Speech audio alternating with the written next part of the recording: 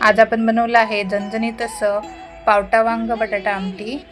त्यासाठी वाटण करून घ्यायचं आहे। हे बघा मी वाटण करून हे पूर्णपणे थंड होऊन पाणी टाकून वाटून घ्यायचं आहे।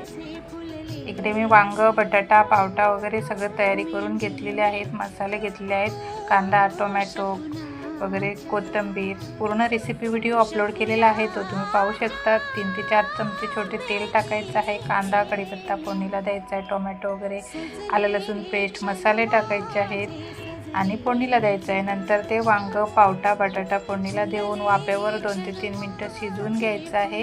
हे बघा, आणि नंतर त्याच्यामध्ये तुम्हाला जेवढा रस्सा पातळ करायचा आहे तेवढं पाणी टाकायचं आहे, ते व्यवस्थित शिजवून घ्यायचं आहे। नंतर वाटण आपण जे करून घेतलंय ते टाकायचं आहे, पुन्हा 3 ते 4 मिनिटं शिजवून घ्यायचं आहे।